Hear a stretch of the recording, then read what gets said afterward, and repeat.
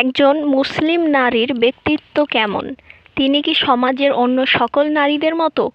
অন্যান্য সকল নারীদের সাথে উনার পার্থক্য কোথায়? এইটা বোঝার জন্য আপনাদেরকে একটা ঘটনা বলি। আমি একদিন সকালে একজন বোনের ইসলাম গ্রহণের গল্প শুনছিলাম। তিনি আমেরিকায় বসবাস করতেন এবং তিনি ছিলেন একজন ফেমিনিস্ট। তো এক ইভেন্টে তিনি এক মুসলিম নারীর সাক্ষাৎ পান। সেই মুসলিম নারী নিজেকে কভার করে রেখেছিলেন, হিজাব পরিহিতা অবস্থায় ছিলেন। তো এই বোন, ফেমিনিস্ট বোন আমাদের, তিনি সেই মুসলিম নারীকে জিজ্ঞাসা করছেন, আপনি দেখতে অনেক সুন্দর, আপনি কেন নিজেকে এইভাবে কভার করে রেখেছেন? তো তখন আমাদের মুসলিম নারী রিপ্লাই করছেন এইভাবে যে,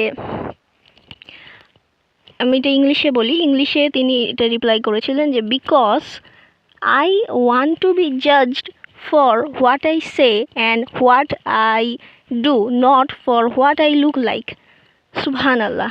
মানে আমি অন্যদের দ্বারা বিবেচিত হইতে চাই আমার কথা এবং কাজের মাধ্যমে, আমার বাহ্যিক সৌন্দর্যের মাধ্যমে না। অসাধারণ, সুবহানাল্লাহ। একজন মুসলিম নারীর ব্যক্তিত্ব তো ঠিক এমনই হবে।